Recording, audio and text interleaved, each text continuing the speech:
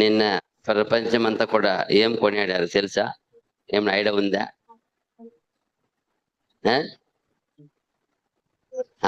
Correct, brothers day అంటే సహోదరుల దినోత్సవం. మనకే, మన సంఘానికి ఆ విలువ ఎక్కువ. ఏమి, మనం చాలా సహోదరుల ద్వారా గొప్ప మేలు పొందుకున్నాం కాబట్టి కదా. దేవుని స్తోత్రము, దానికే ఉందిలే. అయితే మనం నిజంగానే సహోదర ఒక ఆ విషయం గురించి ఈరోజు ధ్యానిస్తాం. నిజమైన సహోదరుడు ఎవరు, వాళ్ళు ఎలా ఉంటారు, నిజమైన సహోదరుడు ఏమి ఇస్తారు, మనం నిజంగా ప్రేమించడం వలన మనకేం దొరుకుతుంది. సహోదరు ఉన్నాం, అందరు సహోదరులే. ఒకరు ఎలా ప్రేమిస్తున్నారో తెలియదు. నువ్వు నేను ఎలా ప్రేమించాలా, ఎలా ప్రేమించున్నాం, ప్రేమిస్తే దానికి ఫలితం ఏమి లేదు. లోపల ఒకటి బయట ఒకటి ప్రేమిస్తామా. ఏమంటే కొందరు ఉన్నారు ఇక్కడ గ్రంథములు చూస్తాం, వాళ్ళు ఎలా ప్రేమించారంటే, కొందరు నిజంగా ప్రేమించారు, వాళ్ళు దేవుని దగ్గర ఎంత ఆశీర్వాదం పొందుకున్నారు. కొందరు కపటంగా ప్రేమించారు, వాళ్ళు దేవుని దగ్గర ఏం పొందుకున్నారు. మనం చూడాలా, రెండు చూడబోతాం ఈరోజు. అయితే మనం ఏమి ఎలా చేయాలని డిసైడ్ చేయాలి మనమే. ఈ సహోదర ప్రేమలో మనం ఏం డిసైడ్ అవుతాం ఏమంటే, వాళ్ళ హృదయమును దేవుడు చూస్తాడు. వాళ్ళు ప్రేమించిన కొలది, వాళ్ళు దీవించిన కొలది, వాళ్ళు ధ్యానించిన కొలది దేవునికి వాళ్ళకి ఇస్తారు. పౌలు గారు అంటారు, అపోస్తలులు అందరికంటే నేను ఎక్కువ ఏం చేశాను. ఎందుకు? ఆయన దేవుని మీద ఉన్న వైరాగ్యం, విశ్వాసత, భక్తి అందరికి లేదా? అందరికి ఉంది. ఆయన దేవుని దగ్గర మరి ఆయన ఏం చేశారు, ఎక్కడ ఆ గొప్ప మహిమను ఆయన చూసేసినాడు, ఆయన అనుభవించాడు. ప్రభు ఆయనతో మాట్లాడిన విషయాన్ని గ్రహించాడు, ఆయన ఒప్పుకున్నాడు ఆయన. కాబట్టి ఆయన దానికి సర్వం ఏం చేసేసారు, వదిలివేశారు. సర్వంని త్యాగం చేశారు. సర్వంని ఏం చేశారు, ఆయన అన్నిటి త్యాగం చేశారు. ఆయన హోదా, ఆయన హక్కు, ఆయన అధికారం, ఆయన పదవి, ఆయన కలిగిన ఆస్తి, అన్నిటినీ ఏం చేశారు, త్యాగం చేశారు ప్రభు కొరకు. లేకపోతే ఆయన ఎంత లగ్జరీగా జీవించవచ్చు, కానీ ఆయన అనుకోలేలా.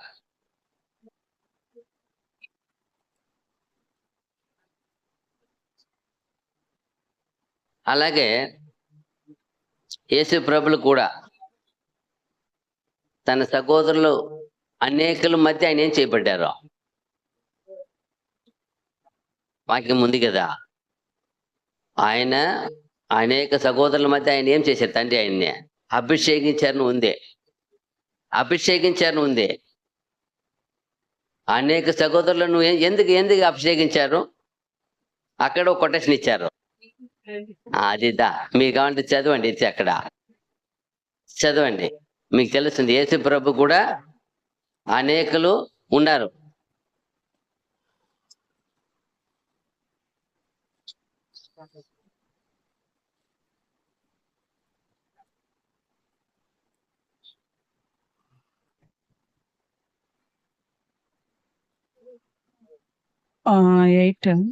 చదవండి, రెండు చదవండి, పర్వాలేదు. తన దూతలను వాయువులుగాను తన సేవకులను అగ్ని జ్వాలలుగాను చేసుకునివాడు అని తన దూతలను గూర్చి చెప్పుచున్నాడు. కాని తన కుమారుని గూర్చి అయితే, దేవా నీ సింహాసనము నిరంతరము నిలుచున్నది, నీ రాజదండము న్యాయార్థమైనది, నీవు నీతిని ప్రేమించితివి, దుర్నీతిని ద్వేషించితివి. అందుచేత దేవుడు నీ తోడి వారి కంటే నిన్ను హెచ్చించున్నట్లుగా ఆనంద తైలముతో అభిషేకించెను. మాకు ఎలా ఉందంటే, నీ తోటి సహోదరుల మధ్య అని ఉంది. ఇంగ్లీష్ కూడా అలాగే ఉంది అనుకుంటున్నా. ఇంగ్లీష్ ఎలా ఉంది?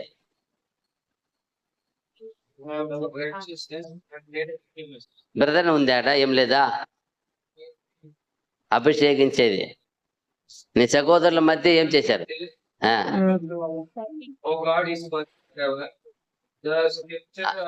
ఆ ఒక్క లైన్ చాలుపా, ఒక లైనే.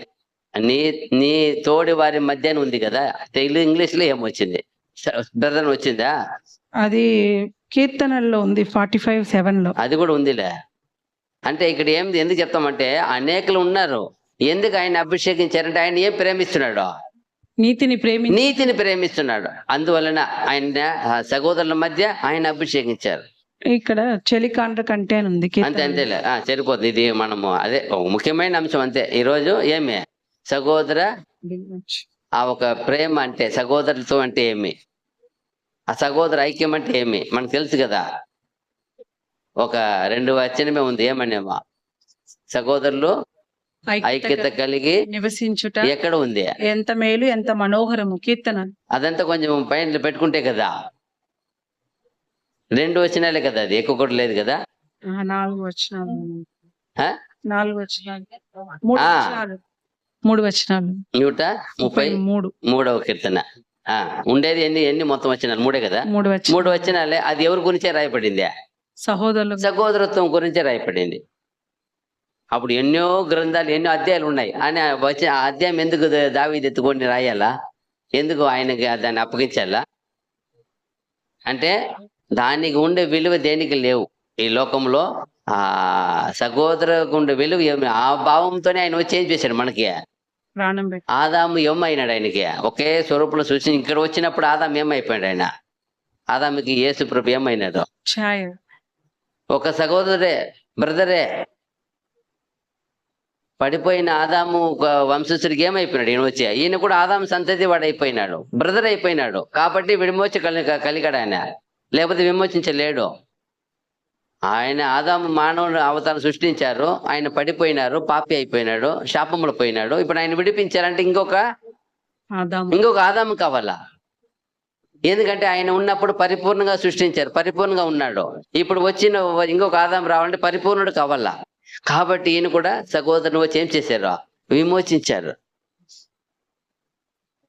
అలాగే ఇక్కడ మనం చూసేది ఏమంటే, ఇక్కడ చూడండి, మనకు తెలుసు కదా ఎందుకు ఏశావు వచ్చి అంత గర్తగా రావాల్సిన వ్యక్తి ఎందుకు అలా పోయినాడు అంటే అనేక కారణం ఉంది. ఏమేమి చెప్తాము?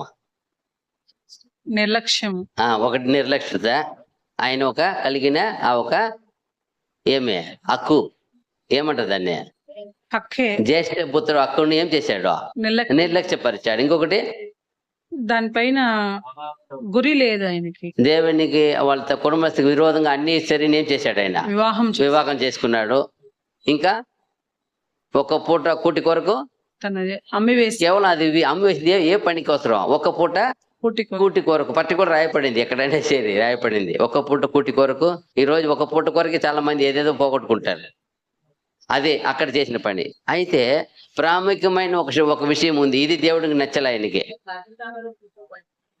అది కూడా ఒకటి. ఇంకొకటి చూస్తాం చూడండి, ఆదికాండము 27:41-42.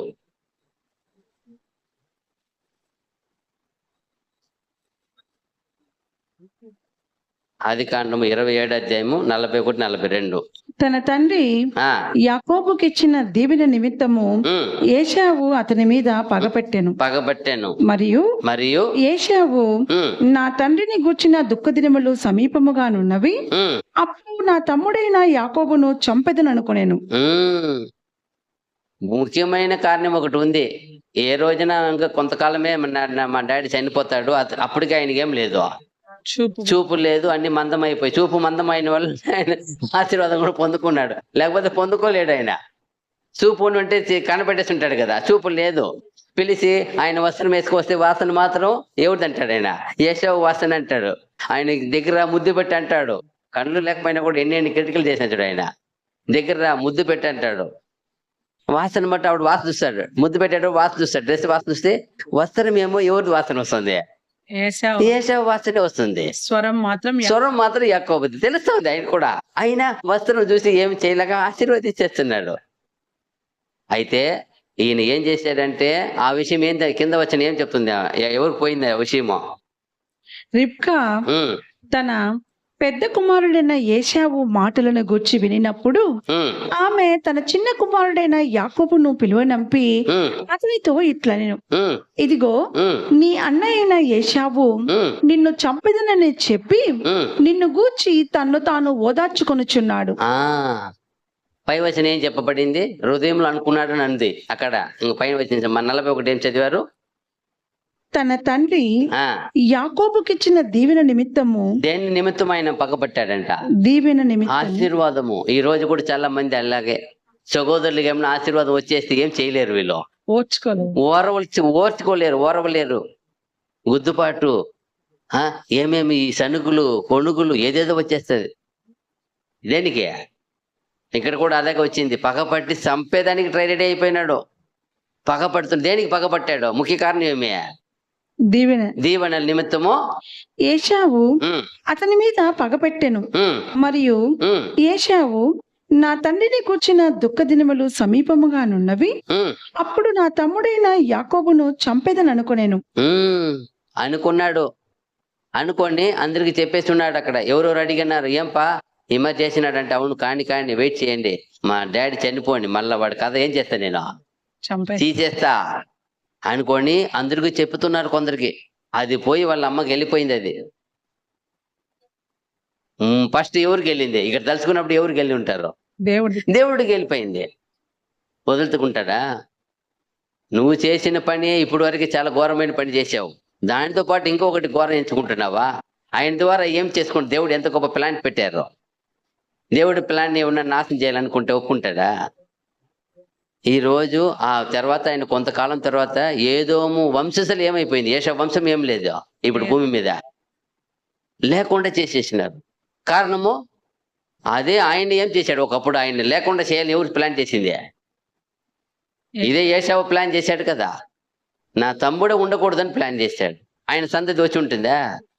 ఇతని సంతతి చూడండి. అదిదా ఏ తలుస్తున్నారో రిపీట్ అట్ట అయిపోతాయి. తర్వాత చూసినప్పుడు మనము అబ్రహాం చూస్తాం. అబ్రహాం ఎంత గొప్ప వ్యక్తి, ఎంత దేవుణ్ణి. ఎవరు ఆయన? దేవునికి స్నేహితుడు. అదే గుర్తుపెట్టుకోవాలా. దేవుడే చెప్తున్నాడు, ఎవరు నువ్వు? నా స్నేహితుడు. ఈ మట్టిలో పుట్టిన ఒక మనిషి దేవుడు స్నేహితుడు అంటే ఎంత గొప్ప విషయం అండి. ఇది సామాన్యమైన విషయమా? యేసుప్రభు మట్టికి వచ్చారు, ఈడ పుట్టి జీవించి సాక్షిగా మనకి పుట్టేసి వెళ్ళారు అనే కార్యం సహోదరుడు అంటే న్యాయమే పోనీలే అనిపించుకో మనము. అయితే దేవదేవుడు ఎక్కడ, అబ్రహాం ఎక్కడ? కానీ అంతగా మనసు ఎలా ఉంది? దేన్ని బట్టి ప్రేమించారు ఆయన స్నేహితుడు? దేన్ని బట్టి అన్నారు? ఆయనలో ఉన్న మనసు, ఆ మనస్సు ఆ పట్టణాన్ని మొత్తము నాశనం చేస్తానంటే ఏమంటున్నారు? దేవుని దగ్గర ఏమంటున్నాడు? ఆయన బ్రతిమలాడుతున్నాడు. నీతి మంతులు 50 మంది ఉంటే కూడా నాశనం చేసేస్తావా? బ్రతిమాలు కొనుచున్నాడు లాస్ట్ వరకు. అదిదా ఆయన నచ్చింది. ఆయన గుణము. కుమారుని ఇమ్మంటే కూడా ఇచ్చేస్తున్నాడు. ఏమంటే తిరిగి లేపుతాడు దేవుడు అని. ఏముంది వాడికి? విశ్వాసత ఉంది. తిరిగి లేపుతాడు. నేను బలి ఇచ్చినప్పుడు లేపేస్తాడు దేవుడు. అంత విశ్వాసం ఉంది. తన వెనకటి సంతతి వారికి తిను నన్ను గురించి ఏం చెప్తాడని ఉంది. బుద్ధి నేర్పుతాడని ఉంది. అందువలన ఆయన స్నేహితుడు అయ్యాడు. ఆ స్నేహితుడు భూమిలో చేసిన ఒక కార్యం చూస్తాం. అతను ఎలా ప్రేమించాడు, తన సహోదరుని ఎలా ప్రేమించాడు. ఒకప్పుడు ఏం పడుతుంది ఆయనకి? చూడండి, ఆదికాండం 13:8-9 వచనాలు. కాబట్టి అబ్రాము, మనము బంధువులము కనుక నాకు నీకును నా పశువుల కాపరులకును నీ పశువుల కాపరులకును కలహం ఉండకూడదు. ఈ దేశం అంతయు నీ ఎదుటనున్నది కదా, దయచేసి నన్ను విడిచి వేరుగా నుండుము. నీవు ఎడమ తట్టునకు వెళ్ళిన ఎడల నేను కుడి తట్టుకును, నీవు కుడి తట్టునకు వెళ్ళిన ఎడల నేను ఎడమ తట్టునకును వెళ్ళుదమని లోతుతో చెప్పగా. ఏం చెప్పినాడు ఆయన? తన అన్న కుమారుడు. ఆయన ఎవరైనా అన్న కుమారుడు. మనం ఎవరు ఉన్నామంటున్నాడు? బంధువులము, సహోదరులు అంటారు. అక్కడ ఏమంటున్నారు? ఫస్టే బంధువులమును. అవునా, మాకు సహోదరు చర్యలే. అయితే మనము ఒకే చెందిన వారు మనం ఏం చేయకూడదు, గొడవ గొడవ పడకూడదు. నువ్వు కావాలంటే ఏం చెయ్య, నువ్వు ఎటువైపు వెళ్తే నేను ఇటువైపు వెళ్తాను, నీ ఇష్టం. ఛాయిస్ ఎవరికి ఇస్తున్నాడు? ఆయనకే అవకాశం ఇస్తున్నాడు. నువ్వు ఎటువైపు వెళ్తే నేను ఆపోజిట్ వెళ్తానప్ప, మనం సమాధానంగా ఉండాలి, అట్లా చేయకూడదు అని చెప్పి వెళ్ళిపోయినాడు. వెళ్ళిపోయిన వ్యక్తి పోవచ్చు కదా, వెళ్ళిపోయినాడు, కొంతకాలం ఉన్నాడు, మళ్ళీ అక్కడ ఏదో యుద్ధం జరిగింది, వచ్చి ఎత్తుకెళ్ళిపోయినారు ఆయన్ని అందరినీ. ఇప్పుడు మన దగ్గర ఉండి వెళ్ళిపోయినాడు కదా, ఎట్నా పోనీ వదిలేసినాడా? ఎంతకాలం అయిందో. అయినను తనకు వినపడింది ఏమంట, మళ్ళీ చూడండి 14 అధ్యాయము 12 నుండి 16 వరకు. మరియు అబ్రాహాము సహోదరుని కుమారుడైన లోతు సొదొమలో కాపురముండెను కనుక అతనిని అతని ఆస్తిని పట్టుకుని పోగా తప్పించుకుని ఒకడు వచ్చి హెబ్రీయుడైన అబ్రహామునకు ఆ సంగతి తెలిపెను. అప్పుడతడు ఎస్కోలు సహోదరుడును ఆనేరు సహోదరుడునైన మమ్రే అను అమోరీయుని ఏలోను వనములో కాపురముండెను. వీరు అబ్రాముతో నిబంధన చేసుకున్నవారు. అబ్రాము తన తమ్ముడు చెరపెట్టబడినని విని తన ఇంట పుట్టి అలవరచబడిన 318 మండుగురిని వెంట పెట్టుకొని దాని మట్టుకు ఆ రాజులను తరిమెను.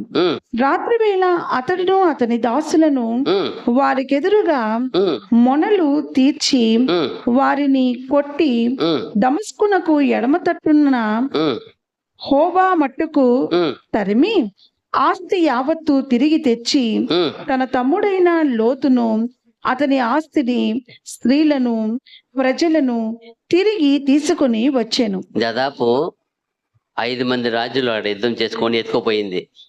ఆయన అనుకోవచ్చు కదా, మనకేం బాధ, మనలో వింటి వెళ్ళిపోయినాడు కదా, వద్దని కదా వెళ్ళిపోయినాడు, మనతో గొడవ పెట్టుకుని వెళ్ళిపోయినాడు కదా, వాడు ఎట్ట సచ్చినా మనకేమే అని అనుకోలే. అదిదా దేవునికి నచ్చింది. ఆయనతో మనతో ప్రాబ్లం పెట్టుకొని పంచుకొని వెళ్ళిపోయినాడు కదా,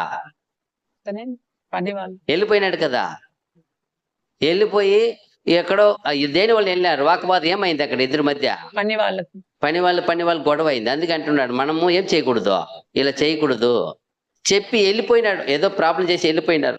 అక్కడ పోయినాక ఆయనకి ఏమో సంభవించింది. ఇక్కడ వచ్చి వింటున్నాడు, ఎవరో ఒక చెప్తున్నా ఈ భార్యని, ఇది ఎంత డేంజర్ తెలుసా, ఏ ఊరు ఎత్తుకుపోయినారు అంటే 5 మంది రాజులు అంట. 5 మంది రాజులు ఎత్తుకుపోయినారు. అక్కడ వాళ్ళు వరుసగా కొల్ల కొట్టుకొని వస్తున్నారు. ఈయన ఆ దేశం కొట్టారు, ఈయన కూడా ఎత్తుకెళ్ళిపోయినారు. అంతే, ఈయన కోసం రాలా, అందరు చేసుకువచ్చినప్పుడు ఈయన కన్నబడి ఈయనతో అన్ని దోచుకెళ్ళిపోయినారు. మంచి ఆస్తి ఉంది ఆయన దగ్గర. అయితే విన్న వెంటనే తన ఇంటిలో ఉన్న 318 మందిని తోడుకొని రండి పోదాం, మనకెందుకండి రిస్కు, మనకెందుకు అని వదిలేసి ఉంటే ఈరోజు రాయబడి ఉంటుందా? పోయి మన సహోదరుని బిడ్డని విడిపించి తెచ్చి అతన్ని అంతా ఇచ్చి, ఇంకా రాజుకు ఏం చేస్తాడు, అన్నిటిని ఏం చేస్తాడు, పంచుతాడా. అప్పుడు ఏమని అర్థం ఇక్కడ, ఆ సహోదర ప్రేమను ఏం చేశాడు ఆయన, తన అన్న కొడుకు ఆయన కాపాడాడు. ఆయన దేన్ని బట్టి పోతాడు, ఆయన తన అన్న బిడ్డ ఆయన. చూడండి, అందుకే అది ఏమంటే వెళ్ళిపోయినారు ఏదో ప్రాబ్లం చేసి, అయినా అపాయం జరిగినప్పుడు ఎంత ముందుగా పోతారు చూడండి. ఏం చెప్పి పంపించారా, పోయి మా సహోదరికి చెప్పు, మా పెద్దనాయనకి చెప్పు, ఆయన వచ్చి కాపాడతా చెప్పినారా? లేదు కదా. అదిదా ఆయనలో ఉన్న ఆ గుణం చూడవచ్చు. తర్వాత చూసినప్పుడు కూడా ఏమంట, ద్వితీయోపదేశ కాండము 17వ అధ్యాయము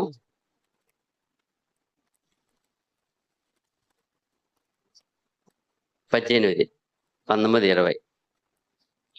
మరియు అతడు రాజ్య సింహాసనమందు ఆసీనుడైన తరువాత లేవీయుడైన యాజకుల స్వాధీనములోనున్న గ్రంథమును చూచి ఆ ధర్మశాస్త్రమునకు ఒక ప్రతిని తన కొరకు వ్రాసుకొనవలెను. అది అతని యొద్ద ఉండవలెను. ఉమ్, తన రాజ్యమందు తానును ఉమ్, తన కుమారులను ఇజ్రాయేలు మధ్యను ఉమ్, దీర్ఘాయుషమంతులగుటకై ఉమ్, తాను ఉమ్, తన సహోదరుల మీద గర్వించి ఉమ్, ఈ ధర్మమును ఉమ్, విడిచిపెట్టి ఉమ్, కుడికి గాని ఉమ్, ఎడమకు గాని ఉమ్, తాను తొలగక ఉండునట్లు ఉమ్, తన దేవుడైన యెహోవాకు భయపడి ఉమ్, ఈ ధర్మశాస్త్ర వాక్యములన్నిటినీ ఉమ్, ఈ కట్టడలను అనుసరించి ఉమ్, నడువ నేర్చుకొనుటకు ఉమ్, అతడు తాను బ్రతుకు దినములన్నిటను ఉమ్, ఆ గ్రంథమును చదువుచుండవలెను. ఉమ్. అక్కడ పైన ఒక వచన చదవండి. సహోదరులు గర్వపడి సహోదరులు ఏం చేయకూడదు ఉంది. ఇంకా ఉందా? ఒకటి, తాను ఉమ్, తన సహోదరుల మీద గర్వించి ఉమ్, ఈ ధర్మమును విడిచిపెట్టి ఉమ్, కుడికి గాని ఎడమకు గాని ఉమ్, తాను తొలగక ఉండునట్లు ఉమ్, తన దేవుడైన యెహోవాకు భయపడి ఉమ్, ఈ ధర్మశాస్త్ర వాక్యములన్నిటినీ ఉమ్, ఈ కట్టడలను అనుసరించి ఉమ్, నడువ నేర్చుకొనుటకు ఉమ్, అతడు తాను బ్రతుకు దినములన్నిటను ఉమ్. ఆ గ్రంథమును చదువుచుండవలెను. అదిదా ఎందుకప్ప గ్రంథము ఏమంటే మీ సహోదరులనే ఆ గ్రంథం అంతా మీరు అధ్యయనం చదివితే మీ మధ్యలో ఒకరిని రాజుగా ఎంచుకోండి, ఆయన పెట్టండి. ఒకవేళ ఆయన రాజు అయిపోయి ఏమన్నా గర్విగా అవ్వకుండా గర్వపడి సహోదరుని హింసించకుండా ఏమన్నా మీ కఠినమైన బుద్ధి ఏమన్నా చేయకుండా కుడి ఎడమకు తొడకుండా ప్రతిదినం ధర్మశాస్త్రాన్ని ఏం చేయాలి? తాను తన కుటుంబం ఏం చేయాల? చదవాలి. చదవాలా. వాళ్ళ కొరకు ప్రతి దాని కొరకు వ్రాసుకునవలెను. అదే తన కోసం ఒక కాపీ ఎత్తి పెట్టుకొని రోజు ఏం చేయాలా? ఎందుకు మనిషి గర్వం వస్తుంది అన్నప్పుడు ఎప్పుడు దేవుని వాక్యం లేదా ఏం వచ్చేస్తుంది అక్కడ. అదే ఎందుకు రాజు గర్వం అయిపోతాడు, ఎందుకు అధిపతులు గర్వం అయిపోతారు, ఎందుకు దేవుని బిడ్డలు గర్వం అయిపోతారంటే ఏం ఏం ఏం చేయలేదని అర్థమాడా?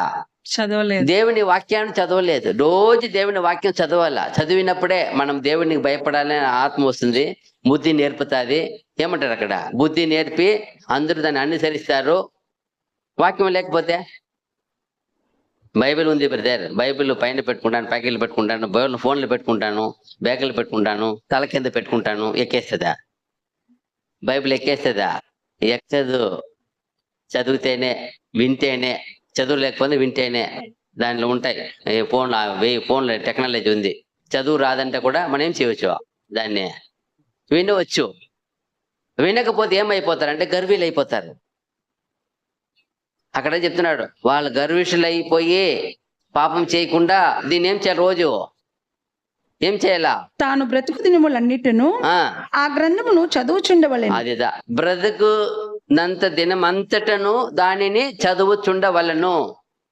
అదిదా క్రైస్తవులకు ఇవ్వబడిన చట్టం. అది లా, దేవుని వాక్యాన్ని. అందుకే ఇది గ్రహించిన దావీదు అంటారు, ఎప్పుడు చదవాలంటారా? ఉదయం సాయంకాలం చదివేసి సరిపోతుందంటారా? దీవారాత్రములు. చూడండి, ఆయన రాజే కదా, ఎందుకు గర్వం రాలేదు ఆయనలో? ఎందుకు అనుకుగా ఉన్నాడు? ఎందుకు దేవుని ప్రియుడు అయినాడంటే ఆయన ఏం చేయలే. రోజు ఏం చేసేవాడు? దేవుని వాక్యాన్ని ధ్యానించేవాడు. అది దీవారాత్రము ధ్యానించేవాడు. దాన్ని డాన్ని చెప్పినాడు. అందుకే ఎందుకంటే ఆయన అలవాటు చేసుకున్నాడు ధ్యానించి. ఇప్పుడు దావీదు కూడా వాళ్ళు అన్నలను చూడడానికి వెళ్తాడే, అప్పుడు వాళ్ళ అన్నలు ఏం చేస్తారు? ఆయన్ని సౌలు దగ్గర ఉన్నప్పుడు రాజ్యంలో ఉన్నారు వీళ్ళు, 3 అన్నదమ్ములు ఉన్నారు కదా. అక్కడ గోలియాతు వచ్చి 40 రోజులు ఏం చేస్తున్నాడు? సవాల్ ఇస్తున్నాడు కదా, దేవుడిని నిందిస్తున్నాడు కదా. అప్పుడు అక్కడ ఏం జరుగుతుందో అని వాళ్ళ తండ్రి ఏం చేస్తాడు? దావీదుని పంపిస్తాడు. దాదాపు 10 జున్ను గట్టలు అన్ని ఇచ్చి ఒక ఏదో అదేంటారు గోధుమలు, వేయించిన గోధుమలు, చిక్కుడుకాయ అన్ని పంపిస్తారు. పంపించి ఆ గడ్డలు ఎత్తుకొని పోయి ఆ పెద్ద ఉన్నవాడికి ఇచ్చి విచారించు. అధిపతి ఉన్నాడు కదా, అతనికి తీర్చి ఎట్లా ఉంది ఏమి విచారించుకొని ఆనవాళ్ళు తీసుకొని రా అంటారు. అప్పుడు వాళ్ళ అన్నలు కనబడితే ఏం చెప్తారు? ఏమి చెప్పనంటారా? చదువు రాదా మీకంతా? ఎందుకు వచ్చావు నువ్వు?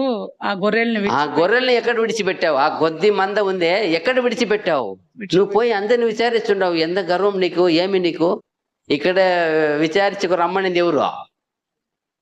విచారించుకు రమ్మనింది ఎవరు? వాళ్ళ తండ్రి. పోయి విచారించుకో రమ్మని చెప్పి తండ్రి. ఇక్కడ విచారిస్తే అన్నలకు పట్టల. అయితే ఈయన రాజు అయిపోయి అధిపతి అయిపోయి ఎప్పుడైనా ఎక్కడైనా తన అన్నల్ని ఖండించినట్టు దిద్దినట్టు ఎక్కడైనా ఉందా? వాళ్ళని కాపాడినట్టు ఉంది.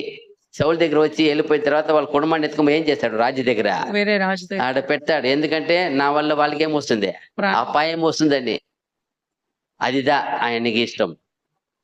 సహోదరుల్ని ఎక్కడికైనా ఆయన ఏం చేసినట్టు లేదు. అన్న కొడుకుని ఏం తప్పు చేసిన కూడా దండించేవాడు కాడు ఆయన. కరెక్ట్. అప్పుడు మనకు గమనించాలా, ఏమి చేస్తారు, ఏది సహోదరులకు ఏం చేస్తారు, దేవుని ఏది చూస్తున్నాడు. ఇప్పుడు ఏశావు సహోదరునికి ఏం చేసిన ప్లాన్ చేసేసాడు, చంపాలి. ఈయన ఇప్పుడు లోతు అబ్రహాం ఏం చేశాడు, సహోదరుని బిడ్డకి ఏం చేశాడు? విడిపించాడు. అది ప్రాణ రక్షణ ఇచ్చాడు. తన ఆస్తి అంతా చేసి ఇచ్చినాడు ఆయనకే. చూడండి అప్పుడు అదే ఏశావు. అది ఇంకా ఒక ఆయన చూస్తాం చూడండి. మనకు తెలుసు కదా యోసేపు కూడా ఏం చేస్తారా? యోసేపు అవును, ఇక్కడ మనకు క్లియర్ అవ్వదు. అవును బ్రదర్, యోసేపు బ్రదర్ కూడా ఏం చేశారు? అయితే యోసేపు ఎందుకు ఆయన కాపాడారు? వాళ్ళు పగపట్టారు కదా.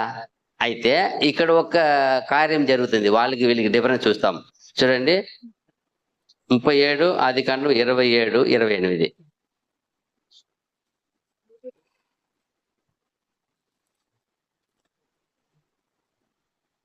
37, 27, 28. ఈ ఇష్మాయేలీయులకు వానిని అమ్మి వేయుదము రండి, వాడు మన సహోదరుడు, మన రక్త సంబంధి గదా, వానికి హాని ఏమీ చేయరాదని తన సహోదరులతో చెప్పెను. అందుకతని సహోదరులు సమ్మతించిరి. మిద్యానీయులైన వర్తకులు ఆ మీదుగా వెళ్ళుచుండగా వారు ఆ గుంటలో నుండి యోసేపును పైకి తీసి ఆ ఇష్మాయేలీయులకు 20 తులముల వెండికి అతనిని అమ్మి వేసిరి. ఇక్కడ వీళ్ళు కూడా చంపాలని ఫస్ట్ ప్లాన్ చేస్తారు. అయితే అక్కడ యూదా ఏం చెప్తాడు? యూదా ప్లాన్ ఇస్తాడు. యూదానే మాట్లాడేది అక్కడ. దయచేసి ఇతను మన సహోదరుడు, అతనైనా హాని చేస్తే ఆ పాపం ఎవరికి వస్తుంది? మనకు వస్తుంది. కాబట్టి ఒక ప్లాన్ చేస్తాం, ఇతన్ని అమ్మి వేస్తాం. ప్లాన్ చూడండి. అన్న ఆయన ఘోరమైన పాపని తప్పిస్తున్నాడు. అయితే అమ్మి వేశారు. అయినా కూడా వాళ్ళకి ఎందుకు మళ్ళా పోయినప్పుడు ఆయన ఆదరిస్తాడే అన్నప్పుడు ఇక్కడ మధ్యలో ఒక విషయం జరుగుతుంది చూడండి. 42, 21. 42 ఆదికాండము 21 వచనం. అప్పుడు వారు నిశ్చయముగా మన సహోదరుని ఎడల మనము చేసిన అపరాధమునకు శిక్ష పొందుచున్నాము. అతడు మనలను బతిమాలి కొనినప్పుడు మనము అతని వేదన చూచియు వినకపోతిమి. అందువలన ఈ వేదన మనకు వచ్చిందని ఒకరితో ఒకడు మాట్లాడుకొనిది. ఎప్పుడు ఏం జరిగినా ఏం మాట్లాడుకునేది వాళ్ళు. ఎప్పుడైనా ఎక్కడ పోయినా ఏం జరుగుతుంది అనుకో, మనం అప్పుడే చెప్పినాం, విన్నారా మీరు? అందరు కలిసి వాడిని చేసినారు. ఆ పాపం మిమ్మల్ని ఏం చేస్తుంది? ఇప్పుడు వెంటాడుతుందని ఏం చేసేవాళ్ళు? వాళ్ళు ఒకరు ఏం చేసేవాళ్ళు? బాధపడేవాళ్ళు, దుఃఖపడేవాళ్ళు, వేదన పడేవాళ్ళు. చేసినారు తప్పే, అయినా అది దేవుని చిత్తం ఉన్నది. ఏమున్నది? అది దేవుని చిత్తం ఉన్నది.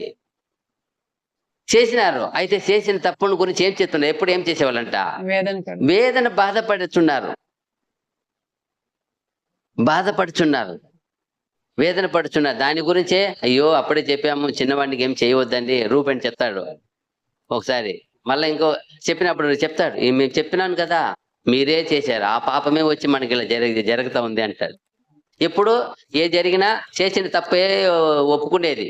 అదిదా పశ్చాత్తాపడ్డారు, బాధపడ్డారు. అప్పుడు దేవుడు దీన్ని కనికరించారు. వీళ్ళకి ఏం చేశారు? పోండి. అప్పుడు అందుకే యేసు పోయినప్పుడు అంటాడు, మీరు నన్ను అమ్మి వేసిన విషయం కానీ ఏం చేయవద్దు మీ మనసులో. ఎందుకు? మీరు కాదు, దేవుడే నన్ను ముందుగా మీ కొరకు ఇక్కడ పంపాడు. చూసారా? అదిదే వీళ్ళు బాధపడతారు చేసిన తప్పుకి. అది దేవుని చిత్తమే ఉంది కాబట్టి ఆయన ఒప్పుకున్నాడు. అవును, ఇది మీరు కాదు, ఇది దేవుని ప్లాను. అక్కడ ప్రేమతో అమ్మి వేశారు. ఎవరన్నా సంతోషంగా అమ్మి వేసి ఉంటారా? సహోదరుడు ప్రేమతో సహోదరుగా ఐక్యంగా ఉంటే అమ్మి వేసి ఉంటారా? ఇతన్ని కళ కంటాడు. ఆ కళ దేవుడే పెట్టాడు. ఆ కళ చెప్తే వాళ్ళ కోపం వచ్చేసేది. అంటే పుట్టింది 10వ వాడు, మేము ఆల్రెడీ 9 మంది ఉన్నాము, మాకన్నా నువ్వు ఏముండాలంటున్నావు? నువ్వు నువ్వు మాకన్నా 11వ వాడు పుట్టి నువ్వు మాకు ఏలిక ఉండాలంటున్నావు, మేమంతా మా కట్ట నీ కాలు కింద పడింది అంటావు అన్నప్పుడు ఐగుప్తుకు పోయినాక 10 మంది ఎక్కడ పడారు? ఆయన కాదు. చూడండి ఆ ప్రవచనం ఎలా నెరవేరింది. వాళ్ళు ఒప్పుకుంటారు. ఫస్ట్ సారి పోయినప్పుడు ఆయన చెప్పడు వీళ్ళని ఎవరికి తెలుసు, ఆయనకు మటు తెలిసి ఆ వాక్యాన్ని గుర్తు చేసుకుంటాడు. పోయి లోపల పోయి, ఆహా ఇదేంది దేవుడు మన వాళ్ళు పంపించారే ఆ వాక్యము. అప్పుడు ఆయన గుర్తొచ్చేది వాక్యమే. అప్పుడుదా ఆయన ఆలోచిస్తాడు, ఓహో ఇది దేవుని మగ ప్లాన్ ఇది. నెక్స్ట్ వచ్చినప్పుడు ఏం చేస్తాడు? బయలుపరుస్తాడు. ఫస్ట్ టైం వచ్చినప్పుడు ఆ సొమ్మంది చేసి పంపించినప్పుడు ఈ బాధ వాళ్ళకి చూడండి అప్పుడు ఎంత ప్లాన్ చూడండి. తప్పు చేస్తే పశ్చాత్తపడాలా, మారు మనసు పొందాలా, విడిచిపెట్టాలా, దాని గురించి దుఃఖపడాలా. పాపం చేసేసి గర్వపడేది అతిశయపడేది కాదు. అది పాపం చుట్టుకుంటది, ఎక్కువ అవుతుంది. తప్పు చేసినా దాన్ని ఒప్పుకొని బాధపడాలా జీవితాంతం. అయ్యో నేను చేసింది ఎంత ఘోరమైన పని. అదిదా ఇక్కడ ఆయన వాళ్ళు బాధపడుతున్నారు కాబట్టి దేవుడు వెళ్ళి అంగీకరించారు. అందుకే ఆయన్ని ఆశీర్వదించారు. ఆయన్ని దేవుడు ప్లాన్ అది, ఆయన మనసు అటువంటిది. చూడండి ఎంత బాగుంది చూడండి. తర్వాత చూసినప్పుడు కూడా యెహోషువ గ్రంథము 14:8-9.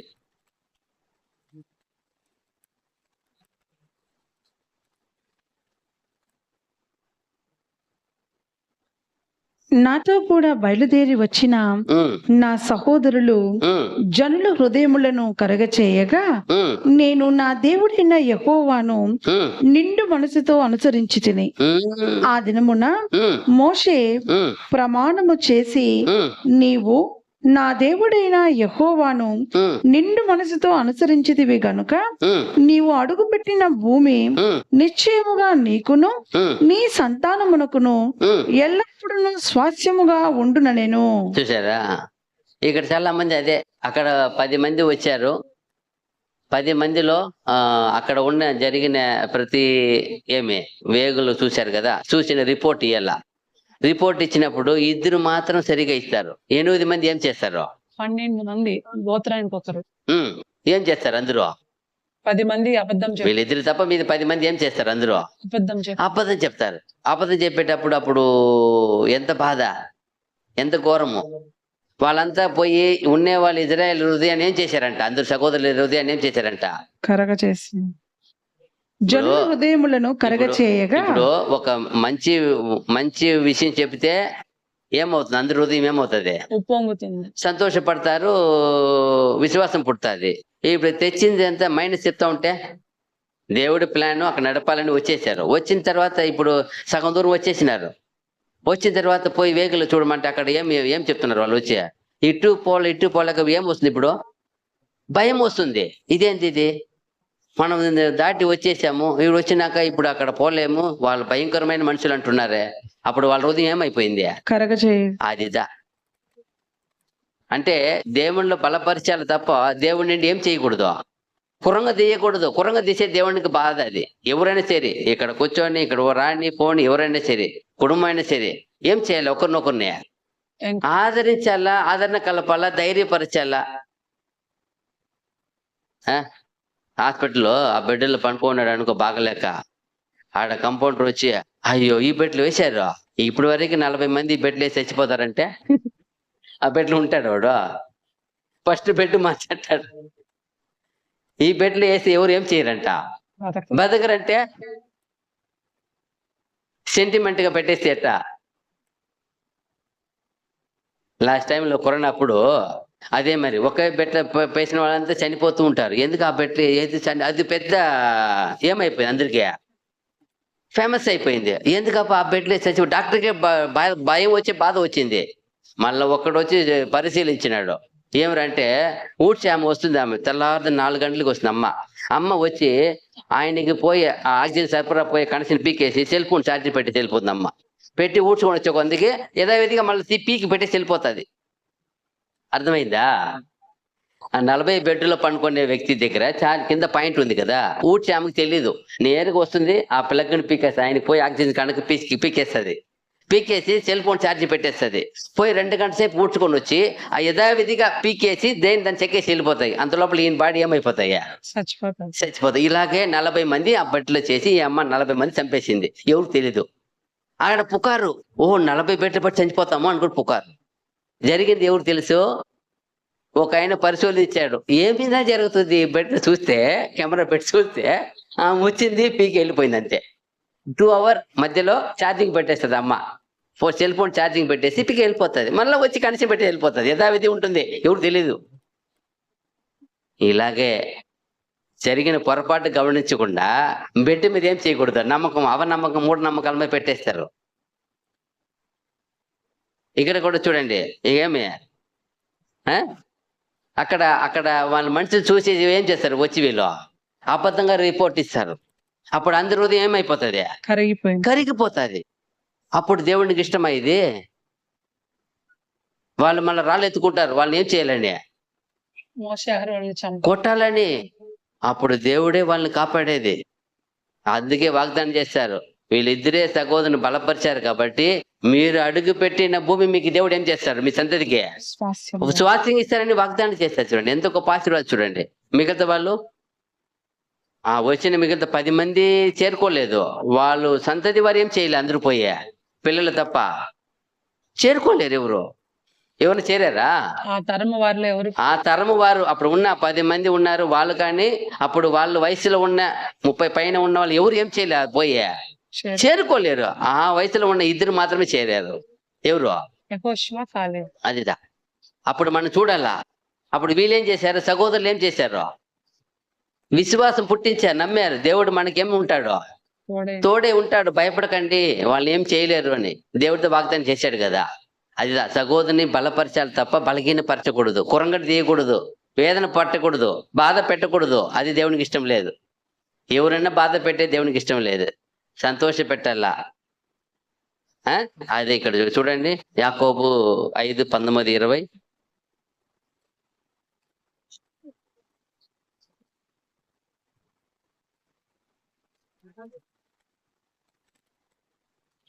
నా సహోదరులారా, మీలో ఎవడైనను సత్యము నుండి తొలగిపోయినప్పుడు మరి ఒకడు అతనిని సత్యమునకు మళ్లించిన ఎడల పాపిని వాని తప్పు మార్గము నుండి మళ్లించువాడు మరణము నుండి ఒక ఆత్మను రక్షించి అనేక పాపములను కప్పివేయునని తాను తెలుసుకొనవలెను. చూసారా? ఒకటి తప్పిపోయేవాడిని మార్గం మళ్లించేవాడు ఏమంట? పాపిని వాని తప్పు మార్గం నుండి మళ్లించువాడు మరణము నుండి ఒక ఆత్మను రక్షించి అనేక పాపములను కప్పివేయునని తాను తెలుసుకునవలెను. అదిదా. దేవుని దయ పొందుకుంటాడు. అనేక పాపం ఏం చేస్తాడు? మళ్లించాడు తప్ప ఇంకా పడిపోయేట్టుగా చేయకూడదు. అదిదా. చాలా మంది తప్పుగా చేస్తారు. చూడండి, ఇక్కడ న్యాయాధిపతులు కూడా ఒక విషయం చూస్తాం. న్యాయాధిపతులు 9:5.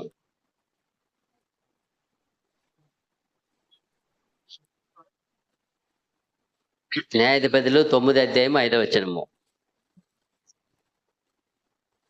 తరువాత అతడు ఓప్రాలోనున్న తన తండ్రి ఇంటికి పోయి యెరుబ్బయలు కుమారులను తన సహోదరులైన ఆ 70 మంది మనుష్యులను ఒక్క రాతి మీద చంపెను.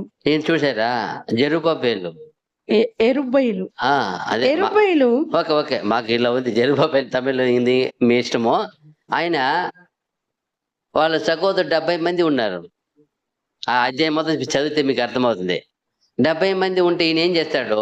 కొందరు ఏర్పరచుకొని చెప్పమంటాడు. మీరు పోయి చెప్పండి,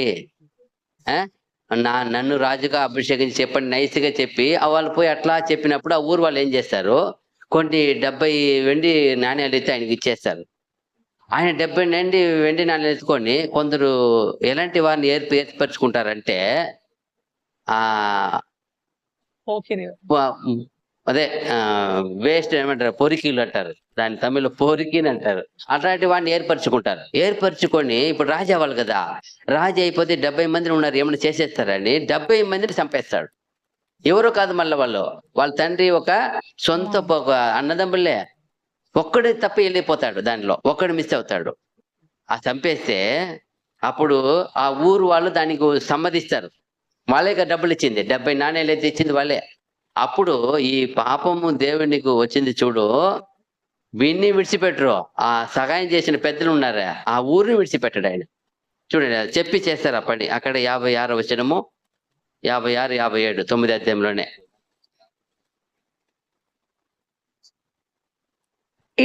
ఉమ్, అట్లు అబీమెలెకు ఉమ్, తన 70 మంది సహోదరులను చంపుట వలన ఉమ్, తన తండ్రికి చేసిన ఉమ్, ద్రోహమును ఉమ్, దేవుడు మరలా అతని మీదికి రప్పించెను. ఉమ్, శకెము వారు చేసిన ద్రోహం అంతటిని ఉమ్, దేవుడు వారి తల్ల మీదకి మరలా రాజేసెను. ఉమ్, యెరుబ్బయలు కుమారుడైన ఉమ్. యోతాము శాపము వారి మీదకి వచ్చెను. ఆయన యోతాం అనేది ఆయన సహోదరుడు, ఒకటి తప్పించుకుపోయినాడు కదా. ఆయన ఒక కథగా చెప్తాడు. కథగా చెప్పి ద్రాక్ష చెట్టు పిలిచినారు, అంజూరు చెట్టు పిలిచారు, అంతా చెప్తాడు. లాస్ట్ చెప్తాడు, ముళ్ళ చెట్టు వచ్చి ఇది చేస్తుంది, ఈ శాపం మీకు తిరిగితే ఖచ్చితంగా మీరు ఇట్లా నాశనం అవుతారు చెప్పేసిపోతాడు ఆయన. ఆయన చెప్పినప్పుడు అదే జరిగిందని దేవుడు మరలా వాక్యం చేస్తాడు. అంటే దేనికి జరిగింది ఇది? ఒకరికి ఏమయ్యేది? తోడిపోయేది. ఆయన గిద్యోను కుమారుడు మంచి బలంగా ఉన్నాడు, మంచి ఆజానుబాడుగా ఉన్నాడు, జయిస్తాడులే, రాజ్యం జయిస్తాడు అనుకున్నారు వీళ్ళు. అయితే చేసిన ద్రోహం పని. 70 మంది ప్రాణం తీసి రాజు అయ్యేది ద్రోహము, దానికి సపోర్ట్ చేసేది ఇంకా ద్రోహము. అందుకే అన్నాడు, ఆ పట్టణం వారినే దేవుడు వదిలిపెట్టలే, చేసిన ఇద్దరిని వదిలిపెట్టలే. ఎందుకు? సహోదరునికి ఏం చేశారు వాళ్ళు? ద్రోహం చేశారు, మోసం చేశారు, అన్యాయం చేశారు, అక్రమం చేశారు, ప్రాణం తీసేశారు. 70 మంది, 69 మంది తోడిపోయే పట్టణం కూడా వదలలే. ఇదంతా ఒక మనిషి కోసం చేశారు వాళ్ళు. ఆయన బాగా ఉన్నాడు, బలంగా ఉన్నాడు, మనం రక్షిస్తాడు అనుకున్నారు వీళ్ళు. అన్యాయంగా రాజ్యం వచ్చేస్తే సరిపోతుందా? నీతి న్యాయం లేకుండా అక్కడ ఆ మొత్తం సర్వం నాశనము. పోయినవాడు, తోడిపోయినవాడు, సహాయం చేసిన అందరూ పట్టణం వెళ్ళిపోతుంది. దాని తర్వాత చూసినప్పుడు 2 దినవృత్తాంతాలను కూడా 21:4 వచనము. ఇక్కడ కూడా ఒక ఈయన కూడా అలాగే చేస్తారు. రాజు ఈయన 2 దినవృత్తాంతములు 21:4. యెహోరాము తన తండ్రి రాజ్యమును ఏలనారంభించినప్పుడు తన్ను సిద్ధపరచుకొని తన సహోదరులందరినీ ఇజ్రాయేలీయుల అధిపతులలో కొందరిని హతము చేశాను. చూసారా? ఇతను ఏమంటే జ్యేష్ఠ కుమారుడు, ఫస్ట్ బాణిన. తర్వాత ఆయనకి చాలా మంది ఉన్నారు, ఆ రాజుకు కుమారులు ఉన్నారు. ఏం చేశాడు? అందరికి పట్టణాలు ఇచ్చి, బహుమానం ఇచ్చి తండ్రిని పంపించేశాడు. ఆ కాలంలో ఒక చట్టం, ఎవరు జ్యేష్ఠ కుమారుడు వస్తాడో రాజుకు, అతనికి ఏం చేయాలా? రాజ్యాంగం ఇవ్వాలా, ఆయన ఒక ఆధిపత్యం ఇయ్యాలా, ఆయన స్థానం ఇయ్యాలా. అది జ్యేష్ఠ కుమారుడికి ఉండే ఒక హక్కు అది. ఆ రీతిగానే ఇతను యోరాముని ఏం చేశాడంటే రాజుగా చేశాడు ఆయన. ఆ మిగతా వాళ్ళకి ఏం చేశారు? అక్కడక్కడ బిజినెస్ ఇచ్చి, వ్యాపారం ఇచ్చి, పట్టణాలు ఇచ్చి పంపించేశాడు. ఇతను దుర్మార్గత, రాజు అయిపోయినాక మళ్ళీ ఒకవేళ వాళ్ళు వచ్చేస్తే అని తప్పు అర్థం చేసుకొని అతని కుటుంబాలు మొత్తం, అతని మంత్రి వర్గస్తులు మొత్తం చంపేశాడు. అప్పుడు దేవుని కోపం వచ్చి ఏలియా ద్వారా ఒక రాత్రి పంపుతాడు. అంటే ఒక ఏమంటారు, లెటర్, ఉత్తరం పంపిస్తాడు. ఉత్తరమే కదా, ఆ పత్రిక రాసి పంపుతాడు. పంపిన విషయంలో ఉంటుంది ఇక్కడ, నువ్వు చేసిన పాపానికి నువ్వు ఎలా చేస్తావని రాస్తాడు కరెక్ట్ గా. ఏలియా రాసి పంపిస్తాడు. చూడండి, 12 నుండి 15 వరకు. అక్కడే 2 దినవృత్తాంతాలు 21 అధ్యాయము. అంతటా ప్రవక్త అయిన ఏలియా యొక్క పత్రిక వ్రాసి అతని యొద్దకు పంపెను. నీ పితరుడగు దావీదునకు దేవుడైన యెహోవా సెలవిచ్చినదేమనగా, నీవు నీ తండ్రి అయిన యెహోషాపాతు మార్గముల యందైనను యూదా రాజైన ఆశా మార్గముల యందైనను నడవక ఇశ్రాయేలు రాజుల మార్గమందు నడిచి ఆహాబు సంతతి వారు చేసిన వ్యభిచారముల చొప్పున యూదాను యెరూషలేము కాపురస్తులను వ్యభిచరింపచేసి నీకంటే యోగ్యులైన నీ తండ్రి సంతతి వారగు నీ సహోదరులను నీవు చంపి ఉన్నావు. కాబట్టి గొప్ప తెగులు చేత యెహోవా నీ జనులను నీ పిల్లలను ఉమ్, నీ భార్యలను ఉమ్, నీ వస్తు వాహనములన్నిటినీ మొత్తును. మొత్తును. నీవు ఉదరమున వ్యాధి కలిగి ఉమ్, మిక్కిలి రోగివై ఉందువు. ఉమ్, దినక్రమేణా ఉమ్. ఆ వ్యాధి చేత నీ పేగులు పడిపోవును. చూసారా, ఆయన రాసేసాడు, అయిపోయింది. 8 ఏళ్ళు పరిపాలించాడు. 32కు రాజ్యం అయినాడు. 40 వయసు వరకు 8 ఏళ్ళు పరిపాలించింది. 8 ఏళ్ళ పరిపాలనలో 2 సంవత్సరాలు ఆ రోగంతోనే చేస్తాడు. అంటే 6 సంవత్సరాలు పరిపాలించినట్టు. మళ్ళీ చనిపోయినాక ఇతను చనిపోయినాడు, ఎవరికి ఏం లేదంట, బాధ కూడా లేదంట. లేదు ఎవరికి.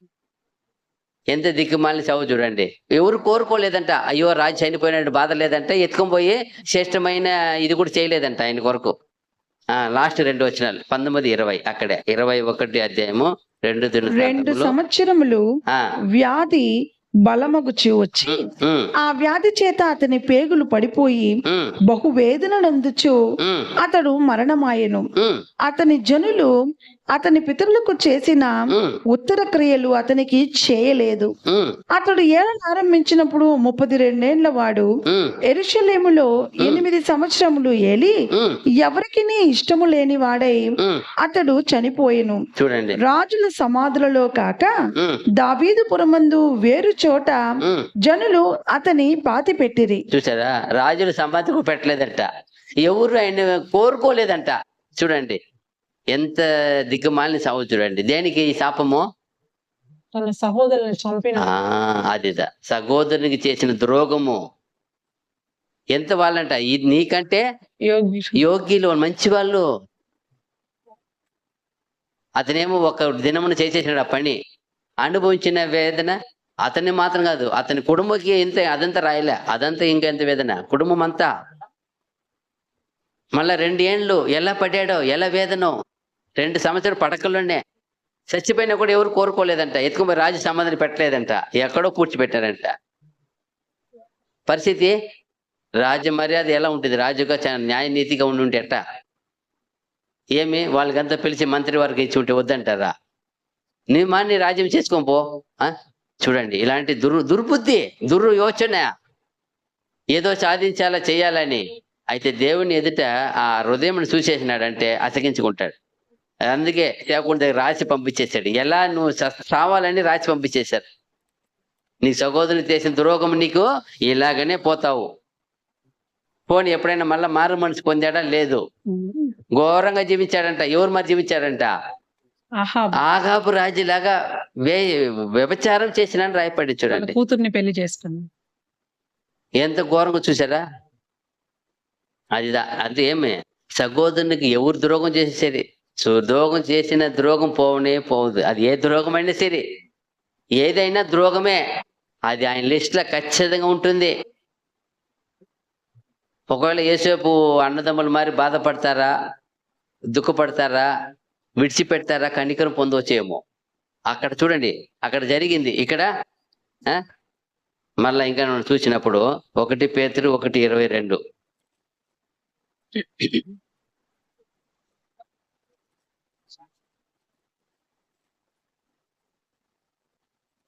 మీరు క్షయబీజము నుండి కాక శాశ్వతముగు జీవము గల దేవుని వాక్య మూలముగా అక్షయ బీజము నుండి పుట్టింపబడిన వారు కనుక నిష్కపటమైన సహోదర ప్రేమ కలుగునట్లు మీరు సత్యమునకు విధేయులవుట చేత మీ మనస్సులను పవిత్రపరచుకొనిన వారేయుండి ఒకడినొకడు హృదయపూర్వకముగాను మిక్కటముగాను ప్రేమించుడి. చూసారా, మీ సహోదరుని ఎలా ప్రేమించాలంట? హృదయపూర్వకంగాను మిక్కటముగాను ప్రేమించుడి. ఎందుకంటే మీరు ఎలాంటి వారు? సత్యవంతులు. మీరు ఏమన్నారు అక్కడ? మీరు సత్యమునకు విధేయులవుట చేత. అది సత్యానికి లోపడాల. మనం సత్యవాక్యం కావాలా. దేవుడు ఇచ్చారు మనకి. వాళ్ళకి లేదు పాపం, ఆయన తెలీదు. వాళ్ళు పోయిన వాళ్ళకి ఎవరు తెలియదు పాపం. అయితే మనకి ఎంత గొప్ప ఉన్నత మహిమ పెట్టున్నారు, మనకు తెలుసు కదా. ఇక్కడ ఏది ఇచ్చినా దానికి ఎంత ఎలా ఇస్తానన్నాడు దేవుడు? 100 అంతలుగా ప్రభు చెప్పేస్తున్నారు. మన వాగ్దానం చేస్తున్నారు. మీరు నా నామం నిమిత్తం ఏం పోగొట్టుకున్నా, మీరు ఏమి ఇచ్చినా ప్రభు నీ నామములు ఇచ్చేసినా నువ్వు తృప్తిగా, దేవుడు నీకు ఇచ్చేదానికి సిద్ధంగా ఉన్నాడు. అక్కడ వాళ్ళకి తెలీదు. వాళ్ళు ఏమైనా చేస్తే మనకి మరి ఉంటుందని తెలియదు పాపం. మనకి తెలుసు. మనం ఏం చేసినా దానికి ఏముందని తెలుసు, ప్రతిఫలం ఉంది, అప్రతిదండన ఉంది, మనకు తెలుసు. నువ్వు ఏమి విత్తుతావో దాన్ని ఏం చేస్తావో కోస్తావు. అప్పుడు మనము మన సహోదరులు ఎలా ఉన్నాం? లేనిపోని చాలా మంది అక్కడ చూడు, అక్కడ ఇజ్రాయేలీలు పోయి వేవుగుల వారు ఏం చెప్పారు? లేనిపోని చెప్పారు, కల్పన కథలు. అయితే దానికి ఏం చేశారు? వాళ్ళకి దండనే. ఉన్నది ఉన్నట్టు చెప్పారు, వాళ్ళకి ఏముంది? ఆశీర్వాదమే. ఏది చెప్తున్నాం? ఒకరికి ఏం చెప్తున్నాం? చాటలు చెప్తున్నామా? లేనిపోని చెప్తున్నామా? భయం పెడుతున్నామా? ధైర్యపరుస్తున్నామా? వాళ్ళని రక్షిస్తున్నామా? నీతి నడుపుతామా? ఒక బ్రదర్ని, సహోదరుని నువ్వు ఎంత నీతిగా నడుపుతావో అది నీకు ఆశీర్వాదమే. నేను బాగుండాలని కోరుకోకూడదు, అందరూ బాగుండాలని కోరుకోవాలి. చూడు, యోసేపుకు అధిపతిగా చేస్తే ఎలా కాపాడినాడు దేశంని? ఎంత కరువు కాలం వచ్చినప్పుడు కూడా తెలియకుండా పోయిందంట.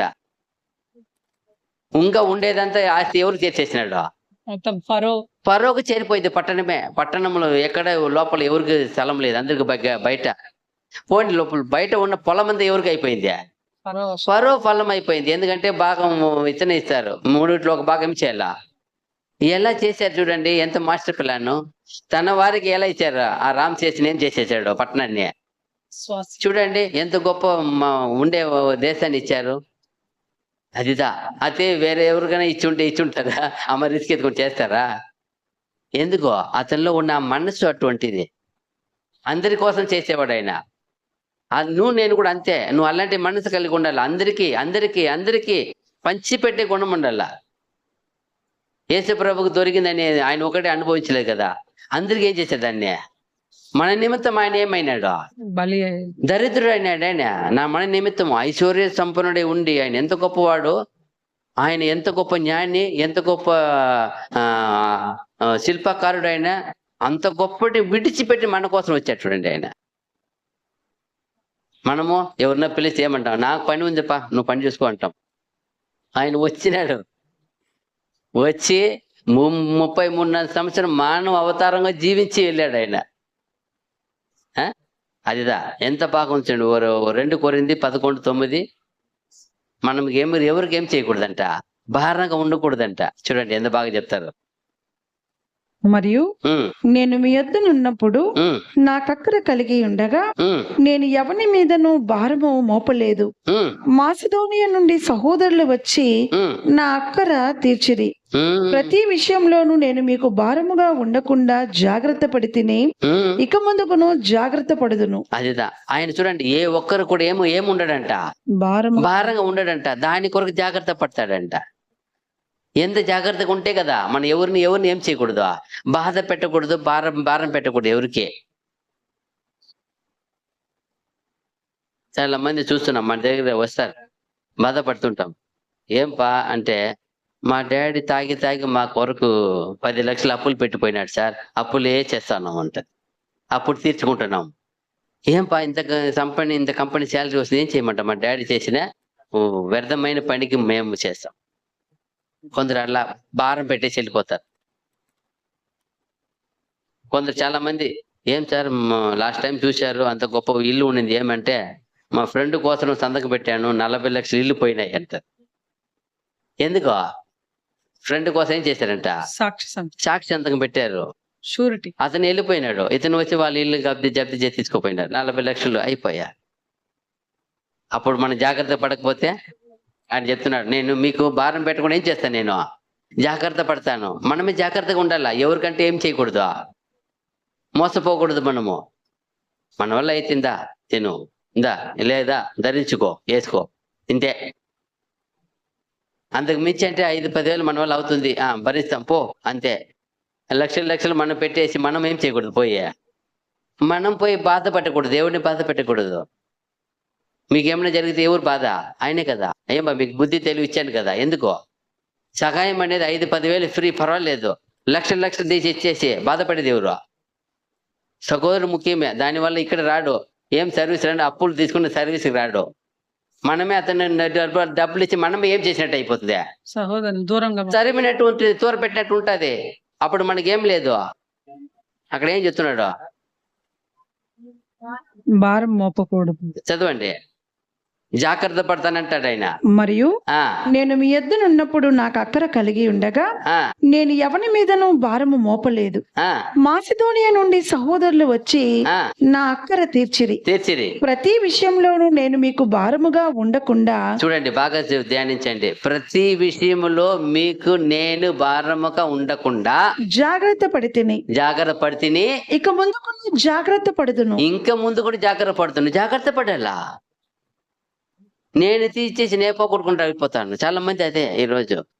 అది దేవునికి ఇష్టం లేదు. మన వల్ల సగం ఎంత, అతనికి ఎందుకు అంత కష్టం పెట్టాడు దేవుడే అతను గ్రహించాలని, అతను మారు మనసు పొందాలని. సహాయం మనం కన్నా ఎక్కువ ఎవరు చేసేది సహాయము? దేవుడు, సహాయపడేవాడు ఎవరు? దేవుడే. వాళ్ళ స్థితికి మించి వాళ్ళని శోధింపకుండా ఉండేది ఎవరు? దేవుడే. ఒక స్థితి వాళ్ళకి ఒక పెట్టుంటే మనం గ్రహించలేము. మన వల్ల ఎంత చేయాలి అంత చేయాలా. హద్దు ఉంది, హద్దు మీరు చేయకూడదు. అనుమతించబడిన దానికి పోయి నేను పోయి చేస్తానా? అదిదా మనం జాగ్రత్త అందుకంటే నేను జాగ్రత్త పడతాను, ఇంకా జాగ్రత్త పడతానంట. జాగ్రత్త పడాలా. మన జీవితంలో ఎవరికైనా ఏమైనా చేయాలి, జాగ్రత్త పడాలా. చేయకూడదని చెప్పాలా, చెయ్యండి. ఆ లిమిట్స్ మన వల్ల భరించగలిగితే మనకి దగ్గర ఉందా ఇచ్చేయండి, దానికి నష్టం లేదు. ఎందుకంటే చెప్తారు కదా, నువ్వు నష్టపో అంటాడు. పర్వాలేదు, నీది ఇచ్చేయి. ఇంకొకరు తీసి ఇచ్చి నువ్వు ఇరుకోపోవద్దు అంటాడు. నీ దగ్గర ఉందా 5 లక్షలు ఉందా, ఇచ్చేయి. ఇది ఇచ్చుకో. నువ్వు బాధపడు. అయితే ఇంకొకరి తీసి ఇచ్చి ఏం చేయకూడదు, నువ్వు బాధపడకూడదు అంటాడు. అది దేవుడు వాక్యం చెప్పాలి. అది వద్దంటుంది. అది ప్రేమ కాదు. ప్రాణాపాయమా మన వల్ల అయిందా, చేసేస్తాం. మన దగ్గర ఉందా చేసేస్తాం. మన వల్ల ఇంకా చేయని అవుతుంది. నేను ఒక 50,000 తీర్చుకెళ్తాను, తీసి కూడా ఇచ్చేయి. నువ్వు తీర్చుకోవాలా, నీకు శక్తి ఉంటే. అతన్ని మీద భారం పెట్టకూడదు. నీ వల్ల అవుతుందా అయితే అతన్ని నమ్మి నువ్వు 10, 5, 20 లక్షలు తీసేసేది, నువ్వు ఇరుక్కుపోయేది దేవునికి ఇష్టం లేదు. అది చెప్తున్నాడు, జాగ్రత్తగా ఉండు. నేను ఎవరిని బాధ పెట్టానో ఇంకా నువ్వు బాధ పెట్టను అంటాడు ఆయన. చిన్న చిన్న విషయమే ఇది, మనకు తెలియకుండా ఇరుక్కుపోతాం. చూడండి, గలాతీ 2:4 ఇక్కడ అంటారు ఆయన, ఎలాంటి సహోదరులు ఉన్నారంట, జాగ్రత్త పడమంటారు. చూడండి, మనలను దాసులుగా చేసుకున్న వలనని క్రీస్తు యేసు వలన మనకు కలిగిన మన స్వాతంత్రమును వేగు చూచుటకు రహస్యంగా తేబడి దొంగతనముగా ప్రవేశించిన కపట సహోదరుల వలన జరిగినది. ఒకసారి చాలా బాధ, ఇప్పుడు వరకు కూడా బాధ. ఒక బ్రదర్ వచ్చారు, కెమెరా అడిగినాడు, నా దగ్గర లేదన్న. పక్కన నా దగ్గర ఉంది బ్రదర్, కాకపోతే కొదవ పెట్టేస్తున్నాను, 2,000 రూపాయలు ఇస్తే విడిపించి ఇచ్చేస్తాను, మీకే మళ్ళీ ఇచ్చేస్తానండి. అంతే. 2,000, 2,20 అది అడిగినారు. ఇప్పుడే విడిపించండి అంటే, సరే నువ్వు చెప్తావు కదా, ఇందప్ప విడిపించుకొని మళ్ళీ నాకు డబ్బులు ఇచ్చేయి, కెమెరా వద్దంట. ఇచ్చి 10 ఏళ్ళు అయిపోయింది, ఇప్పటి వరకు ఏది రాలా. ఎన్నేళ్ళు అయింది? 10 ఏళ్ళ పైన అయిపోయింటుంది, ఇప్పటి వరకు రాలా. చూడండి, నమ్మక ద్రోహం కదా ఇది. ఏం ద్రోహం ఇది? ఇప్పుడే బ్రదర్, ఇప్పుడు జస్ట్ ఇప్పుడే అయిపోయా, అంతటితో లేదు. ఇప్పుడు వరకు మాటలు లేవు, ఏమి లేవు, ఎక్కడో వెళ్ళిపోయా. ఎందుకో ఇదే అలవాటు వాళ్ళకి, ఎక్కడ పోయినా ఇదే అలవాటు. అన్ని సంఘాలకు పోతే ఇదే అలవాటే. చూడండి ఎంత బాగుంది. ఏమంటారు? కపట సహోదరులు. చదవండి. మనలను దాసులుగా చేసుకున్న వాళ్ళని. చూడండి, ఏమి చేసుకోవాలండి వస్తారు వాళ్ళు? దాసులుగా అంటే ఏమి? మాగా చదవండి. మనలను దాసులుగా చేసుకున్న వాళ్ళని క్రీస్తు యేసు వలన మనకు కలిగిన మన స్వాతంత్రమును వేగు చూచుటకు రహస్యముగా తేబడి దొంగతనముగా ప్రవేశించిన కపట సహోదరుల వలన జరిగినది. చూసారా, ఇవి కపట సహోదరులు. వీళ్ళు వచ్చి ఏం చేసేవాళ్ళు? వీళ్ళు వేగులు చూసేది. అంతే. వీళ్ళకి అవసరం ఏమి? దొంగతనం చేయాలా, మోసం చేయాలా. జాగ్రత్తగా ఉండాలా. నీ వల్ల అయితే ఇప్పుడు నాకేమి, నేను చెప్పినా కదా 2,000 నా వల్ల శక్తి, ఏం బాధ లేదు, వెళ్ళిపోయింది పో. 2,000 పోతే పోండి. అదే నేను 20, 30, 50,000 చేసి ఉంటే నేను ఎంత బాధపడాలా? మనకు వివేచన ఉంది. 1,000, 2,000 పర్వాలేదు, అది నేను తట్టుకోగలుగుతాను.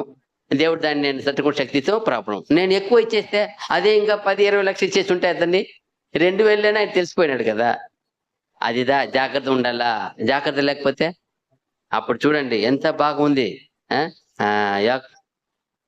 1 యోహాను 2:9, 10, 11.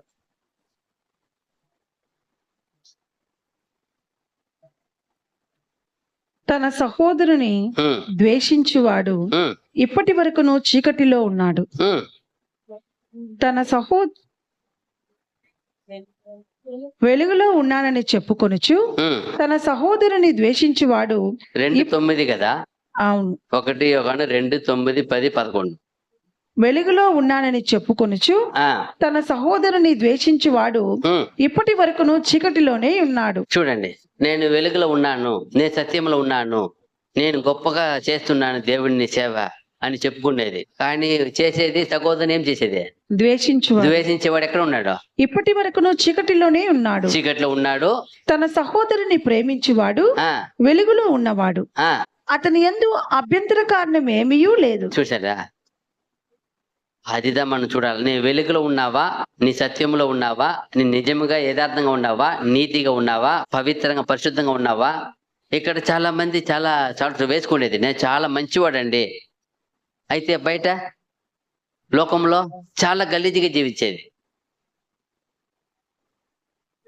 చూడండి, మొన్న కూడా యూట్యూబ్ లో వస్తాయి, గొప్ప సేవకుడు ముందు గొప్ప పాట పాడేవాడు, ఇప్పుడు చాలా గలీజ్గా ఉన్నాయి. అవి వెనకాల తిరిగి జీవిస్తే ఇదేం తప్ప అన్నిళ్ళు కూడా ఇలా లేదే.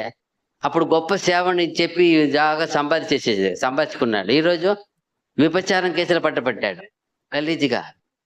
అప్పుడు చూడండి, అప్పుడు దేవుడు ఎంత బాధపడతాడు. ఇదిదా దేవుని బైబిల్ పెట్టుకొని చేసే పని? మన చేతులు ఏముంది? బైబిల్. మన హృదయంలో ఏముంది? తీర్మానం, నిర్ణయాలు ఉన్నాయి. మనం చేసే పనేనా? మనం పవిత్రంగా పాడతాము, దేవుని వాక్యం శుద్ధిస్తాము, ఇది చేసే పనియా? అప్పుడు బయట ఏమే? వేషము.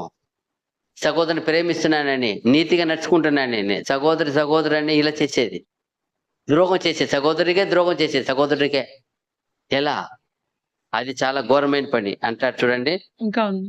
ఆ, తన సహోదరుని ద్వేషించువాడు ఉమ్, చీకటిలో ఉండి ఉమ్, చీకటిలో నడుచుచున్నాడు. ఉమ్, చీకటి అతని కనులకు గురుడితనము కలగచేసిన గనుక ఉమ్. తానెక్కడికి పోవచ్చున్నాడో అతనికి తెలియదు. తెలియదంట, ఎక్కడికి వెళ్తా కూడా తెలియదు. చీకట్లో పోయి ఏం తిరిగితే ఏం తెలుస్తుంది? ఏం తెలియదు కదా. అదా గలాతీ 5:13.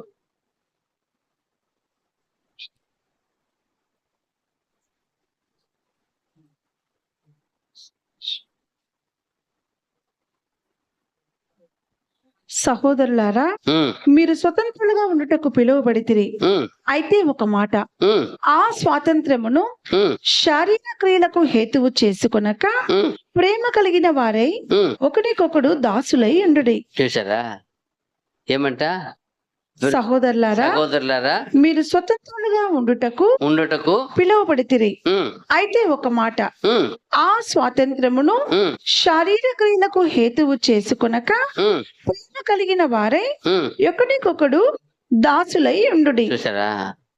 దేనికి దాసులుగా ఉండాలా? ప్రేమ కలిగిన వారై, ప్రేమకు దాసులుగా. యేసు ప్రభు ప్రేమకు దాసుడు, తండ్రి ప్రేమమయుడు. ఆయన ప్రేమించేవారిని ఏం చేసేవాడు? ఆయన నన్ను ప్రేమించే వారిని నేను ప్రేమిస్తాను, నన్ను తుణీకరించే వారిని తుణీకరిస్తాను, నన్ను ఏలన చేసేవారిని. చాలా మంది ఎగతాళిగా ఉంటారు, కొందరు వేషం వేసుకొని ఒప్పుకోడు ఆయన. నువ్వు ఎట్లు ఉండావో అట్లా అవుతాడు ఆయన. ఇజ్రాయేల్ అలాగా అయినాడు ఆయన. ఇజ్రాయేల్ ఎలా వేస్తారో అట్లే ఆయన చేసేది. దేవుని మీద నిన్న చూసినప్పుడు అర్థమైంది ఒక వాక్యం, దేవుని మీదే అబద్ధం చెప్పారంట వాళ్ళు. ఎంతో ఘోరం చూడండి. మనుషుల మీద కాదు, మనుషుల దగ్గర కాదు, దేవుని మీద ఏం చేశారంట? అబద్ధం. ఎలాంటి ఘోరమైన పరిస్థితి చూడండి. ఇక్కడ అది చూస్తున్నాము. మనము ఎలాంటి ప్రేమ కలిగి ఉండాలంటారు? ప్రేమ కలిగిన వారై ఒకరికొకడు దాసులై ఉండుడి. ప్రేమకు దాసులుగా ఉండాల.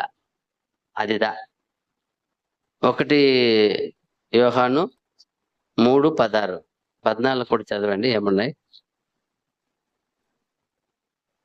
3, 16, 17, 18, 19 వరకు ఉన్నాయి. 16 నుంచి. ఆయన మన నిమిత్తము తన ప్రాణము పెట్టిన కనుక 14 వచ్చిన చదవండి పైన. మనము సహోదరులను ప్రేమించుచున్నాము కనుక మరణములో నుండి జీవములోనికి దాటి ఉన్నామని ఎరుగుదుము. ప్రేమ లేనివాడు మరణమందు నిలిచి ఉన్నాడు. అదిదా ఈ సహోదర ప్రేమ లేనివాడు ఎక్కడ ఉన్నాడంట? మరణంలో ఉన్నాడు. సహోదర ప్రేమ ఉండాల. సహోదర ఐక్యత ఉండాలా, సహోదర సహవాసం ఉండాలా. దేనికి ఉండాలి? అన్నిటికీ దేవుని విషయంగా ఉండాలా, అన్ని దేవుని పద్ధతులుగా ఉండాలా, దేవుడు నియమించిన ప్రకారం ఉండాలా. విరోధంగా ఉండకూడదు. చాలా మంది విరోధంగా కూడుకుంటారు, విరోధంగా మాట్లాడుకుంటారు. అది కాదు. అది చెప్తున్నాడు చూడండి. ఏమంటా మళ్ళా కింద 16 నుండి 16. ఆయన మన నిమిత్తము తన ప్రాణము పెట్టిన గనుక దీని వలన ప్రేమ ఎట్టిదని తెలుసుకొనుచున్నాము. మనము కూడా సహోదరు నిమిత్తము మన ప్రాణములను పెట్టబద్దులమై ఉన్నాము. ఈ లోకపు స్త్రీ ఏమే జీవనోపాధి గలవాడై ఉండి తన సహోదరునికి లేమి కలుగుట చూచియు అతని ఎడల ఎంత మాత్రమును కనికరమును చూపని వాని యందు దేవుని ప్రేమ ఎలాగూ నిల్చును? ఎలా ఉన్నను? ఇక లోకరీతిగా మనకు తెలుస్తా ఉంది.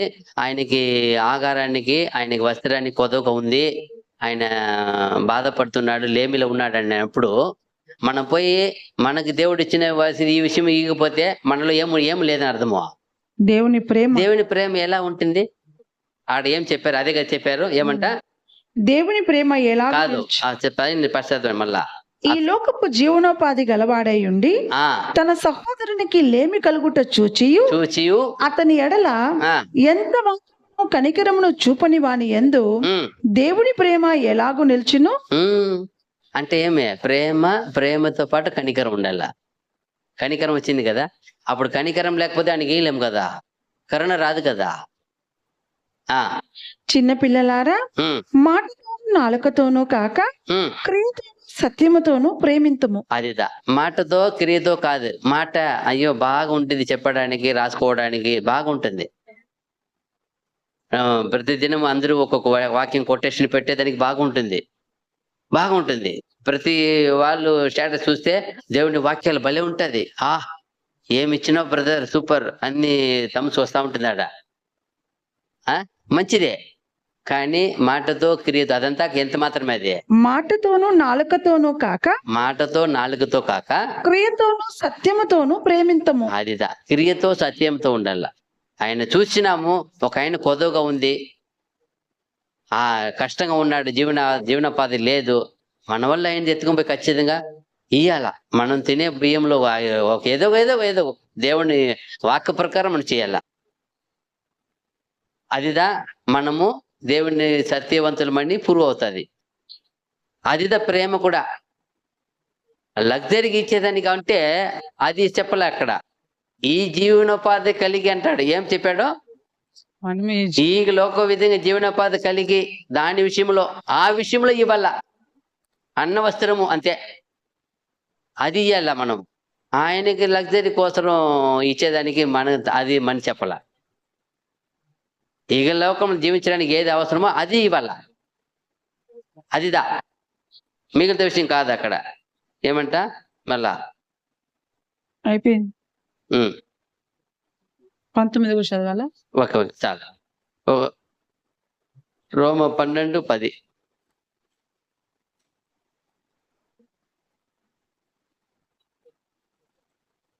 సహోదర ప్రేమ విషయములో ఒకటి ఎందుకడు అనురాగము గలవారై ఘనత విషయములో ఒకనికొకడు గొప్పగా ఎంచుకొనుడి. చూసారా? ఏమంట? సహోదర ప్రేమ విషయములో ఒకని ఎందుకడు అనురాగము గలవారై ఘనత విషయములో ఒకనికొకడు గొప్పగా ఎంచుకొనుడి. అదిదా ఒకరు ఏం చేయాల?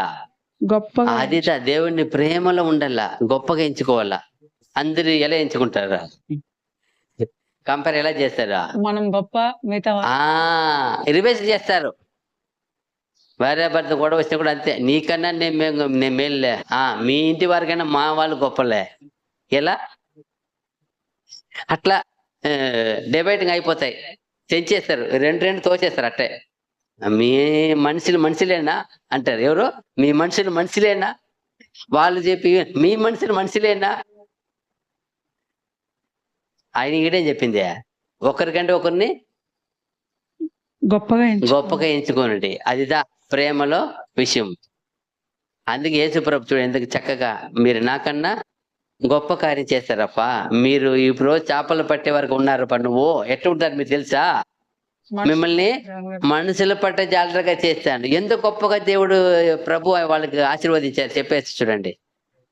మీరేమో ఈరోజు వల పట్టుకొని వాసన కొట్టుకుంటాం అనుకోబాకండి. మీకు గొప్ప పని ఇచ్చాను. మీరు మనుషుల పట్ల జాగ్రత్తగా అవుతారు. ఎంత ఆశీర్వాదం! నాకన్నా గొప్ప కార్యం ఎవరు ఆశీర్వదించేది? ప్రభు చూడండి. నాకన్నా మీరు గొప్పగా చేస్తారు.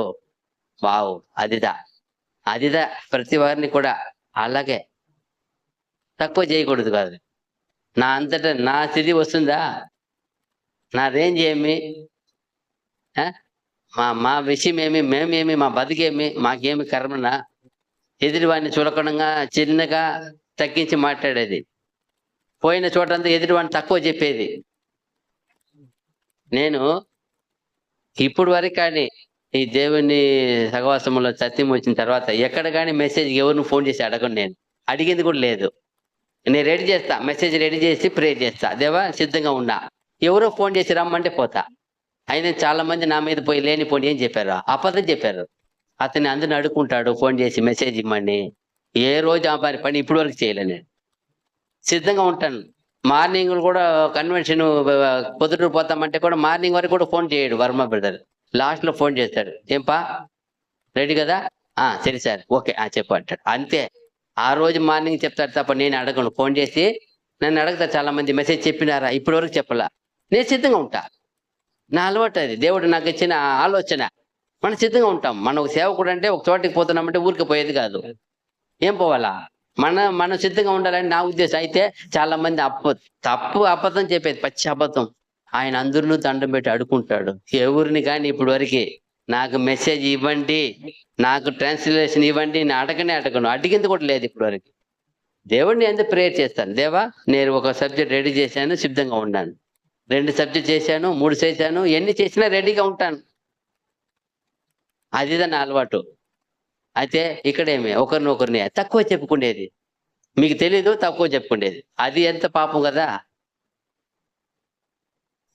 చూడండి ఎంత బాధ చూడండి. మరలా లూకా సువార్త 15:28. లూకా 15:28. అయితే అతడు కోపపడి లోపలికి వెళ్ళనొల్లక పోయెను. కనుక అతని తండ్రి వెలుపలికి వచ్చి లోపలికి రమ్మని బతిమాలుకొనెను. అందుకతడు తన తండ్రితో, ఇదిగో ఇన్ని ఏండ్ల నుండి నిన్ను సేవించుచున్నానే, నీ ఆజ్ఞను నేను ఎన్నడను మీరలేదే. అయినను నా స్నేహితులతో సంతోషపడినట్లు నీవు నాకెన్నడను ఒక మేకపిల్లనైనా ఇయ్యలేదు. నువ్వు నా కొరకు ఏమి, నీతోనే ఉన్నాను, నీ మాట వింటున్నాను. అయితే నువ్వు నా కొరకు ఏమి చేయలేదు. అయితే అతడు ఎంతో పోయి, నా సహోదరుడు పోయి ఎంతో నీ ఆస్తి అంతా నాశనం చేసి అంతా వేసులకు పంచి వచ్చినాడు. అతన్ని వచ్చినాక ఈ గొప్ప విందు చేసినావే, ఈయనకేమి ఏం వచ్చింది? ఈగో వచ్చింది. ఈశ వచ్చింది. అవునా, వచ్చినాడు అన్న తమ్ముడు, పోనీలే ఎట్టో 10కి వచ్చినాడు, అది చాలు. ఏమంటాము? అది అన్నాల. అదే క్రైస్తవత్వం. పోనీ తప్పిపోయినాడు, ఏదో దొరికి వచ్చాడు, మారు మనసు పొందాడు, పోనీ. అది తండ్రి చూస్తున్నాడు. నా బిడ్డ తిరిగి వచ్చినాడు. తిరిగి ఏమైనట్టు చెప్తున్నాడు? చనిపోయి తిరిగి బతికినంత చెప్తున్నాడు. ఇతను ఏం చెప్తున్నాడు? లోపలికి రానంటున్నాడు. ఆ విశేషత చూసి ఈయనకి ఓరవలేకపోతున్నాడు. ఇలాంటి సహోదరులు ఉంటారు చూడండి. అతను అలాగ అయిపోయినాడు. తండ్రి వచ్చి అడుక్కుంటాడు, రాపా పోని. అతను చనిపోయి తిరిగి వచ్చినాడు. చదవండి లాస్ట్. అందుకతడు, కుమారుడా, నీవెల్లప్పుడు నాతోనే ఉన్నావు. నువ్వు ఎల్లప్పుడు నాతో ఉండవుపా. నావన్నీ నీవే. మనము సంతోషపడి ఆనందించుట యుక్తమే. ఈ నీ తమ్ముడు చనిపోయి తిరిగి బ్రతికెను. తప్పిపోయి దొరికినని అతనితో చెప్పాను. అదిదా, అతను తిరిగి దొరికినాడపా. అతను తప్పిపోయినాడు అనుకున్నాను, లేదనుకున్నాను, చనిపోయినాడు అనుకున్నాను. కానీ తిరిగి వచ్చినాడప్పా. నీవు నాతో ఉండేది న్యాయమే, వాస్తవమే. నీకు చెయ్యాలా? నీదే కదా. నావన్నీ నీకెవరికి ఇచ్చున్నాడు? ఆయనకి ఇచ్చున్నాడు. ఒకవేళ అతనికి తిరిగి వచ్చినాడు, ఆస్తిలో మళ్ళా బాగా పోతుంది అనుకున్నాడు, ఉండొచ్చు కదా. చూడండి ఎలాంటి బుద్ధి చూడండి. ఈశ దేవుని బిడ్డలు కాదు, ఉండకూడదంటే దేవుని వాక్యమును బాగా ధ్యానిస్తూ ఉండాల. యేసు ప్రభు మైండ్ సెట్ రావాలా, యేసు ప్రభు మనసు రావాలా. తన రాజ్యములో మనం ఎలాంటి వారము, ఆయన రాజ్యం అది. యేసు ప్రభు కోసం ఏం చేసింది రాజ్యం అది, ఏర్పరిచిన రాజ్యములో మనం ఎక్కటి వారము. ఏమంటారా, ఈ ఊర్లో ఈ పట్టణంలో ఉండే సీఎంకి మనకేమన్నా లక్కన, ఈ పిఎంకి మనకు లక్కన. అయితే ఆ ఉన్నతమైన దేవుని కుమారుడు ఎంత వీళ్ళ లెక్కలు పెట్టుకో. ఆయన చూడండి, ఆయన వాళ్ళ దగ్గర పోయి ఉండేది ఒక రోజు 2 రోజులు కాదు ఉండేది, వాళ్ళతో పాటు రాజ్యములో మట్టు కాదు, ఆయన సింహాసనం పక్కన ఇంకొక సింహాసనం. ఎలా అండి, ఎంత గొప్ప ఆశీర్వాదం. ఆయన మనసు అదిదా, ప్రభు మనసు ఉండాలా. పంచి ఇచ్చాడు చూడండి ఆయన మనసు, ఆయనకి కలిగిన హక్కు. అబ్బా అని పిలిచి ఒక్క మనిషి ఉండగా ఈరోజు 1,44,000 మందికి హక్కు ఇచ్చాడు ఆయన. అందరికీ ఇచ్చాడు హక్కు. అబ్బా అని అందరూ ఏం చేయాలా, ఎంత గొప్ప వరం ఇచ్చాడు ఆయన. వచ్చి మానవ కోటికి ఏమి ఇచ్చాడో వరం ఇచ్చాడు. మీరు పోండి, నా రక్తం ద్వారా విశ్వసించండి, అబ్బాని పిలవండి, హక్కు మీకు ఉంది. హక్కును కల్పించినాడు. ఎంత ప్రేమ ఉండాలా. మనము ఇంకొకరికి హక్కు కల్పిస్తున్నామా, ఇంకొకరు బాధ పెడుతున్నామా, లేదా వేరే ఏమన్నా విరోధంగా పనిచేస్తామా? మనం ఏది చేసినా చూస్తాం కదా, ఎన్ని మంది చూసాము, వాళ్ళంతా విరోధంగా చేసి శాపం తెచ్చుకున్నారు. అబ్రహాము అంత గొప్ప ఆశీర్వదించబడే కారణం ఏమి, యోసేపు అంత గొప్ప కారణం ఏమి, దావీదు ఆశీర్వదించే కారణం ఏమి, వాళ్ళు ఏం చేశారు, సహోదరులు ఏం చేశారు, వాళ్ళు ప్రేమించారు, సహోదరుల్ని కాపాడారు. అదిదా మా హక్కు అనుకున్నారు. యోసేపు ఏమనుకున్నారు, మీ నిమిత్తమే నన్ను ఏం చేశారు దేవుడు ఇక్కడ, మీ జీవ రక్షణ కొరకు అంటాడు ఆయన. దేనికంటాడు, మిమ్మల్ని రక్షించడానికి బ్రతికించడానికి దేవుడు ముందుగా నన్ను సిద్ధపరచుకున్నాడు. అంటే యాక్చువల్లీ మీ పనివాడు అంటాడు ఆయన, సర్వెంట్. ఏమంటే ఆయన సర్వెంట్, ఆయన అది గ్రహించాల. మీ నిమిత్తం నన్ను ఇక్కడ సిద్ధపాటు చేసినాడు ఆయన. ఎంత ప్లాన్, ఎంత అర్థము. ఆయన అనుకోలేదు కదా. మళ్ళా వాళ్ళు భయపడతారు, వాళ్ళ తండ్రి యాకోబు చనిపోయినాక భయపడతారు. ఇతను ఏం చేస్తే పగపడతాడో ఏమో. మరలా పిలిచి ఏం చేస్తారు వాళ్ళ దగ్గర, ఆయన దగ్గర మళ్ళా చెప్తాడు, తీర్మానం చేపించుకుంటారు. మరలా బాధపడతాడు, అయ్యో మీరెందుకు అలా ఆలోచిస్తారు, నేను ఎన్నట్టు అలాంటి వాడు కాదు. చూడు ఎంత గొప్ప విషయమైన, ఎంతగా ప్రేమిస్తున్నాడు సహోదరుల్ని. ఆయన రెండోసారి పలకరించేప్పుడు అందరిని ఏం చేసేవాడు, ఆయన ముద్దు పెట్టుకున్నాడు. అందరినీ పిలిచి ద్రోహం చేసిన వాళ్ళు కావచ్చు, వాళ్ళు సహాయం చేసిన కావచ్చు, అందరూ మొత్తంలో ఎవరు అమ్మి వేసిన దొంగలే కదా అందరూ. ఆయన అందరినీ ప్రేమించాడు. ఆయన యేసు ప్రభు ఛాయ కదా ఆయన. యేసు ప్రభుని అందరూ ప్రేమించినట్టు ఆయన కూడా ఏం చేస్తారు, అందరినీ ఛాయ చూడండి ఎలా మ్యాచ్ అవుతుంది. ఆయన ఎలా సహోదరుని కొరకు అమ్మపడ్డాడు, ఈయన కూడా మన కొరకు ఏం చేయబడ్డాడు, అమ్మపడ్డాడు ఆయన. అది చూడండి ఎంత విషయం కదా. అదే మనం గమనించాలా ఎప్పటికైనా. చూడండి ఒక వాక్యం చూసి ముగిస్తాం. Hebrews 13:1.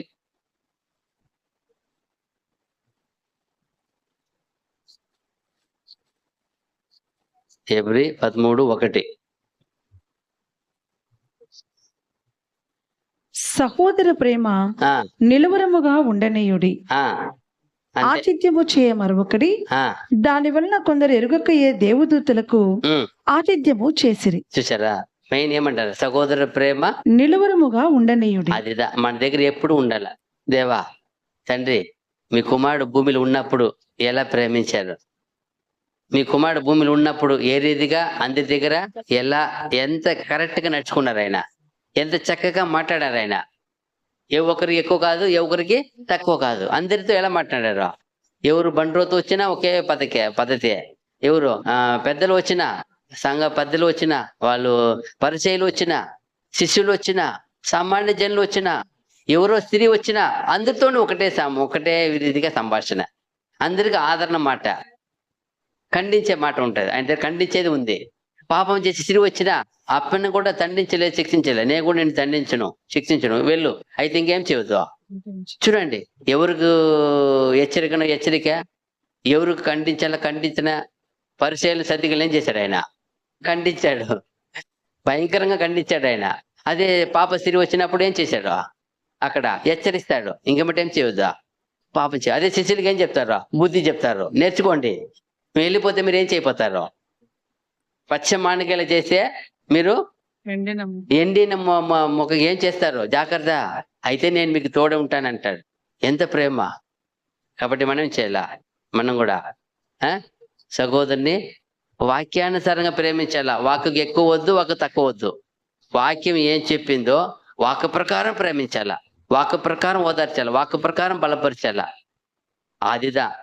ఏమంటే మనం ఎక్కువ చేసినా లోకం తప్పు అంటుంది, తక్కువ చేసినా దేవుడితో తప్పు అనుకుంటాడు. అప్పుడు ఏది బ్యాలెన్సింగ్ ఉండాల. కాబట్టి మన ఈ హృదయము ఈ ఒక వాక్యం ప్రకారము విశ్వసించి జీవించి గొప్ప ఆశీర్వాదం పొందినట్లు తండ్రి దేవుడు సహాయం చేయను కాక. మీ అందరికీ వందనములు. God bless you. ఆమేన్.